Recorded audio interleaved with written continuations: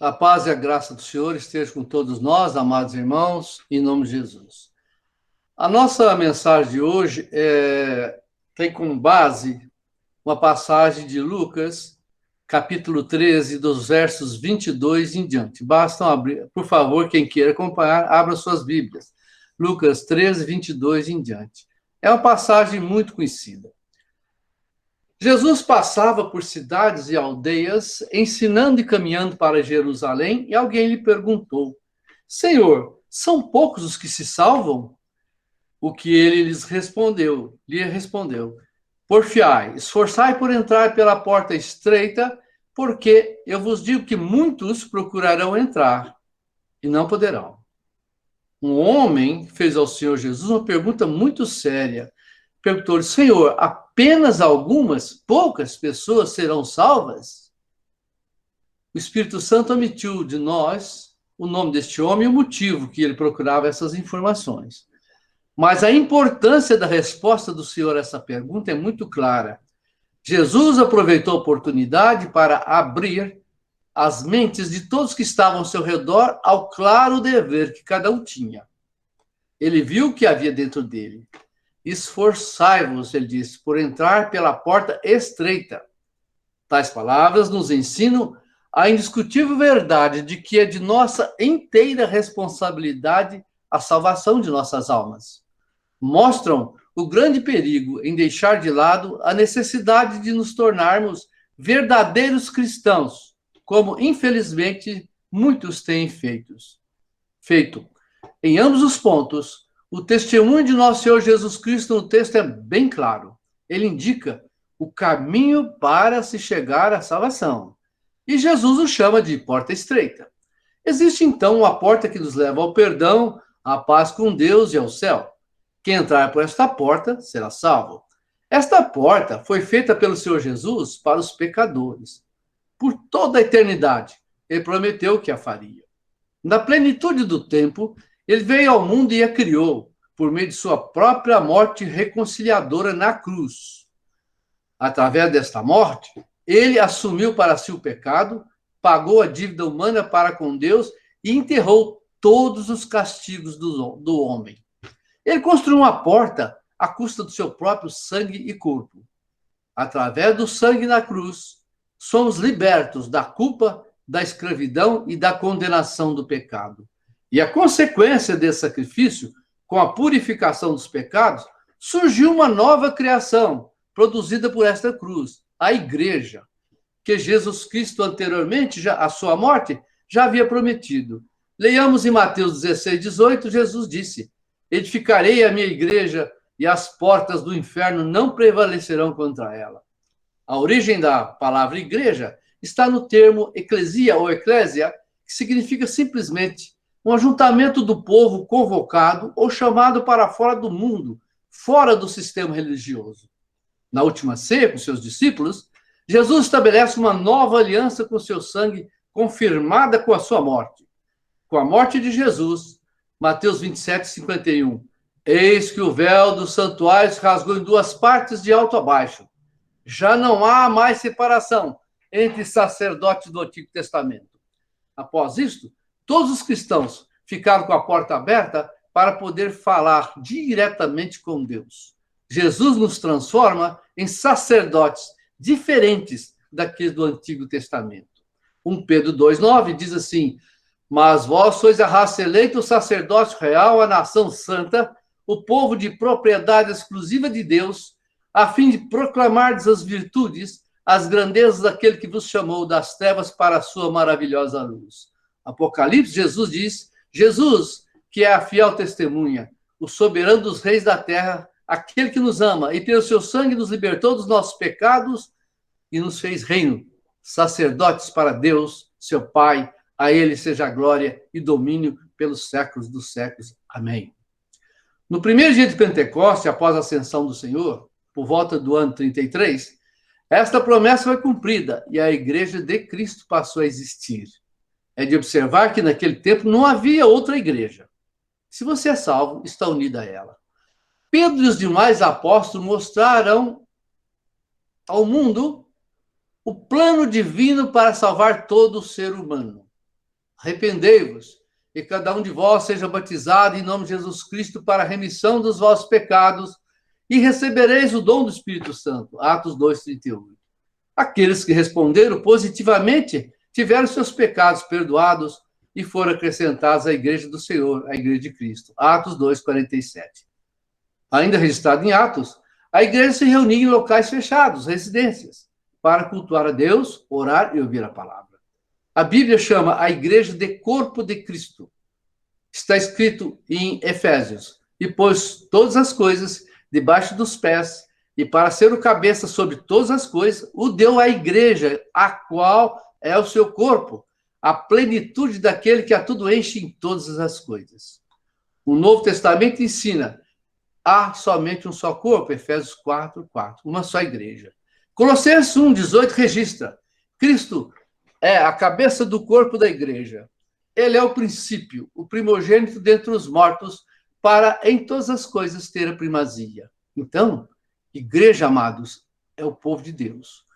Ela, a igreja, é o instrumento, conforme Efésios 3:9, para demonstrar a todos qual seja a dispensação do mistério que desde os séculos esteve oculto em Deus, que tudo criou, para que pela igreja a multiforme sabedoria de Deus se torne conhecida.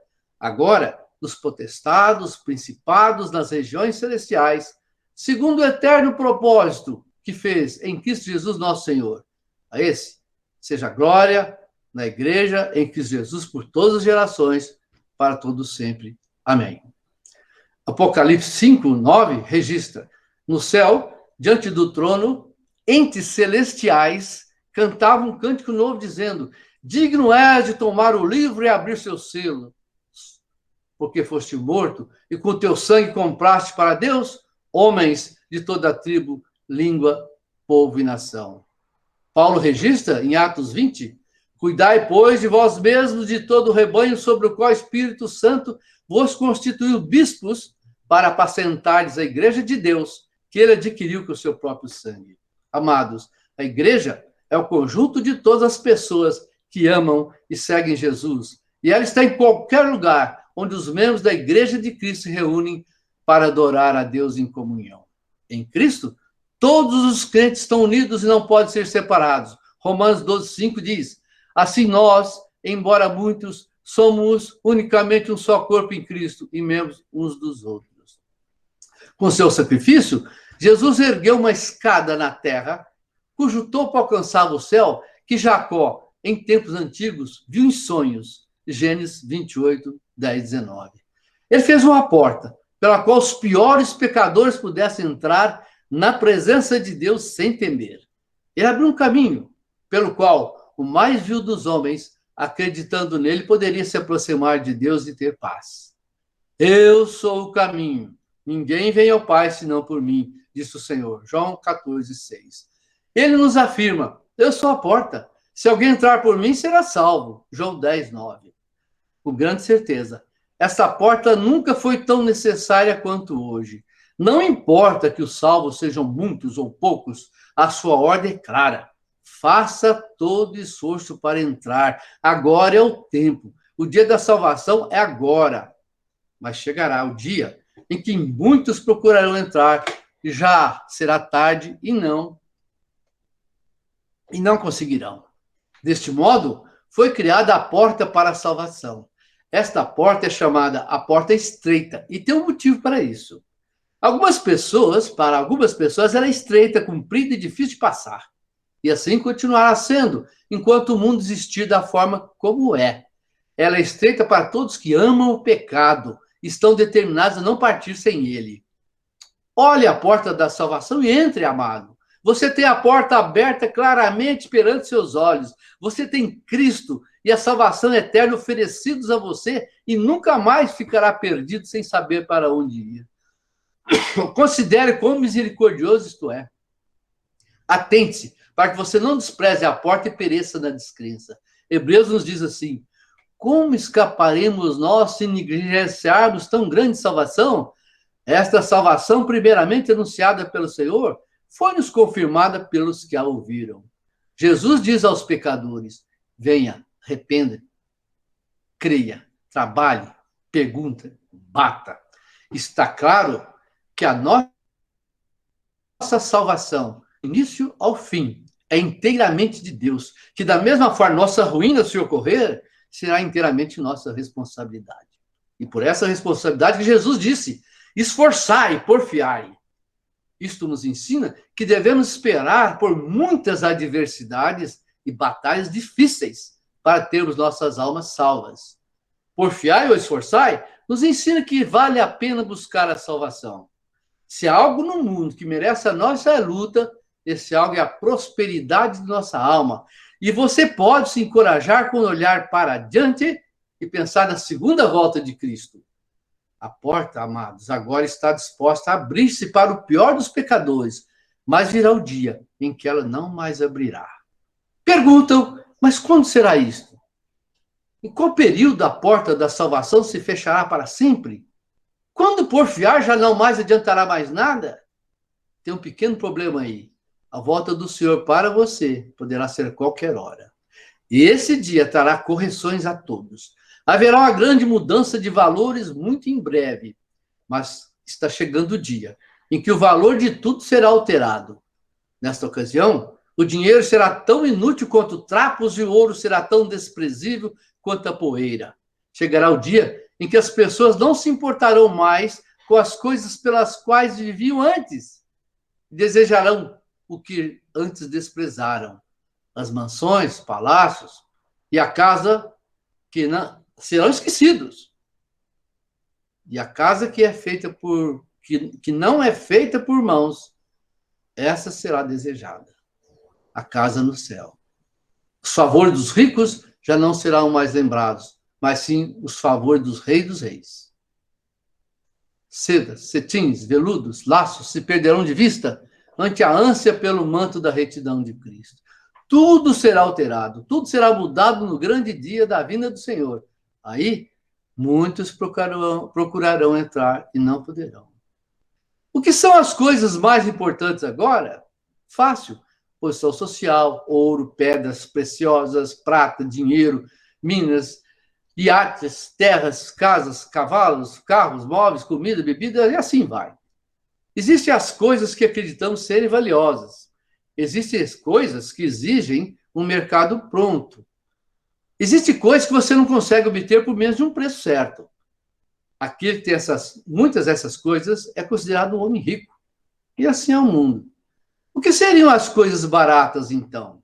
Simples. O conhecimento de Deus, salvação do Evangelho, a generosidade de Cristo, a graça do Espírito Santo, o privilégio de ser filho de Deus, a vida eterna, o direito à árvore da vida, a promessa de uma morada na casa do Pai, no céu, as promessas de uma herança incorruptível, a oferta de uma coroa de glória que não se desfalece. Essas são as coisas que realmente importam, são oferecidas a homens e mulheres sem preço algum e podem ser adquiridas sem nada em troca. É de graça. Quem quiser pode pegar. Mas, infelizmente, não há demanda para essas coisas. Eles imploram para ser vistos, mas quase não são percebidos. São oferecidos em vão. Assim é o mundo. Um homem sábio disse algo muito importante. O inferno é a verdade descoberta tarde demais. Temo que muitos dos cristãos professos descobrirão essa verdade por experiência própria. Eles descobrirão o valor de suas almas quando for tarde demais para conseguir misericórdia e verão a beleza do Evangelho quando não puderem tirar benefício algum dele. Essas pessoas deveriam ter sido mais sábias em vida. O primeiro capítulo de Provérbios ensina coisas importantíssimas e que nos chamam muita atenção. Provérbios 1, 24 em diante. Mas eu clamei e vós recusaste, porque estendi a mão e não houve quem atendesse. Antes, rejeitastes todo o meu conselho e não quiseste a minha repreensão. Também eu me rirei da vossa desventura em vindo do vosso terror. Eu zombarei. Em vindo do vosso terror como a tempestade. Em vindo a vossa perdição como o redemoinho. Quando vos chegar o aperto e a angústia, então me invocarão, mas não responderei. Procurar-me-ão, porém não há onde me achar. Porquanto aborreceram o conhecimento e não preferiram o temor do Senhor. Não quiseram o meu conselho, desprezaram toda a minha repreensão. Porquanto comerão do fruto do seu procedimento e dos próprios conselhos se fartarão.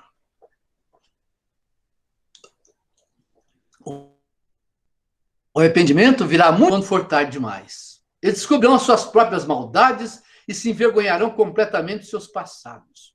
Eles se arrependerão amargamente e se encherão de vãos gemidos, de convicções vivas e de dores penetrantes. Chorarão, gemerão, lamentarão, considerem conta de seus pecados. A recordação de suas vidas será penosa para eles. O fardo da sua culpa será intolerável.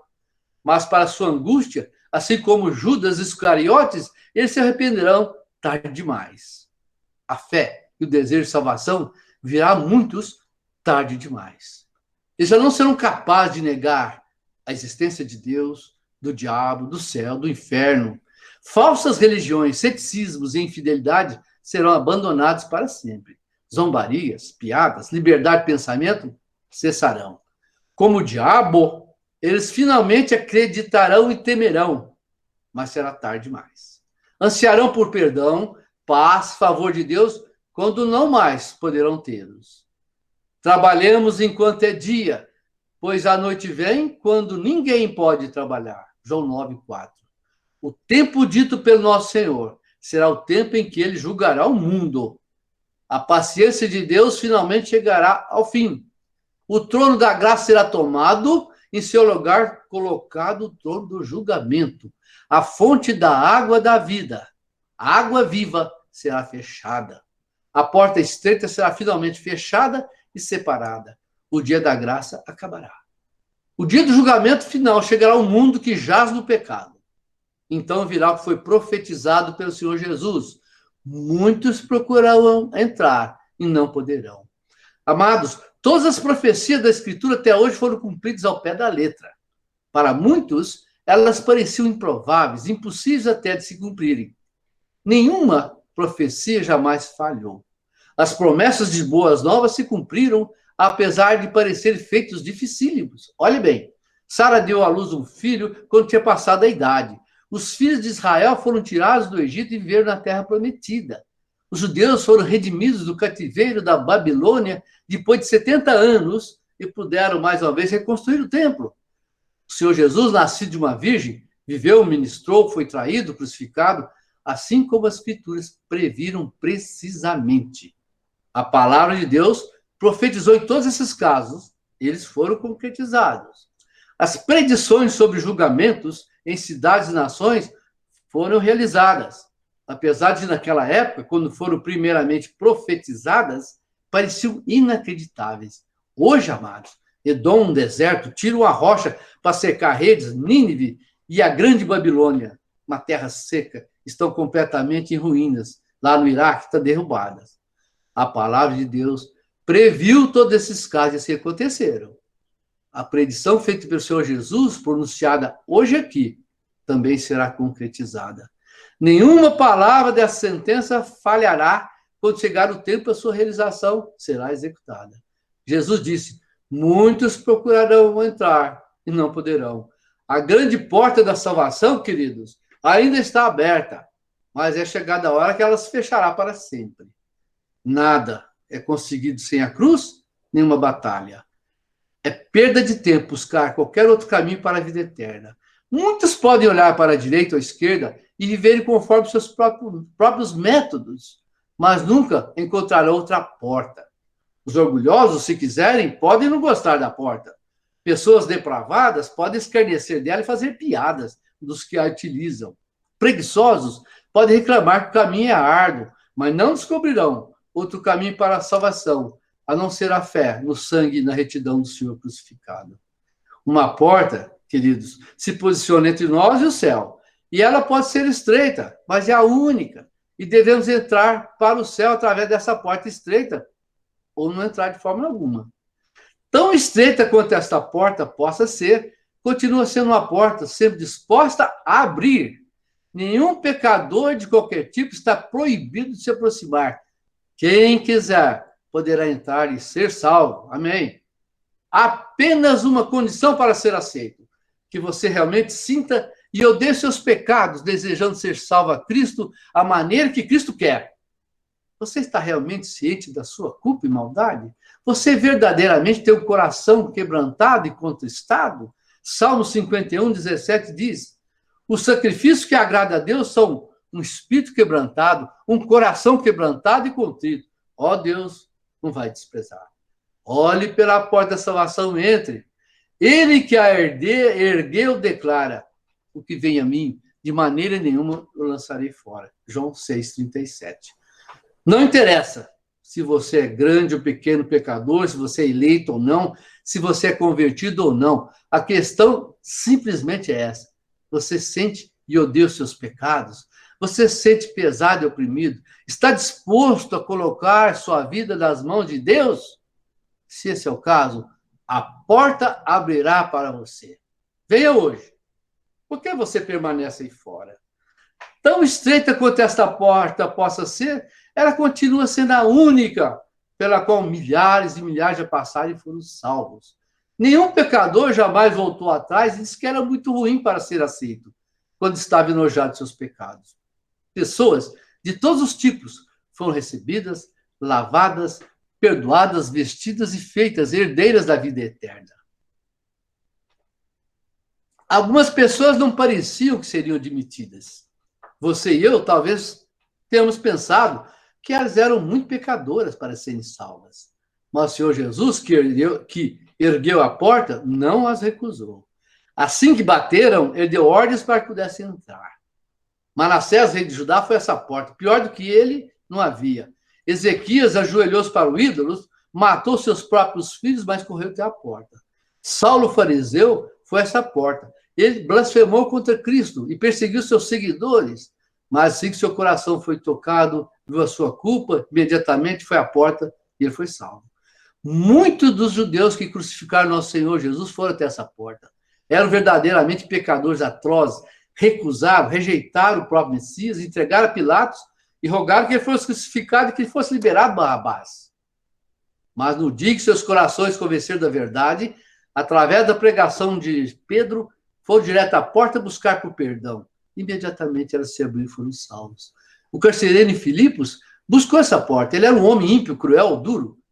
Fez tudo para tratar Paulo e seu companheiro asperamente. Trancou na prisão, pés no tronco, mas quando ouviu os ensinamentos de Paulo, ele correu para a porta. Buscando perdão, ela abriu e o salvou.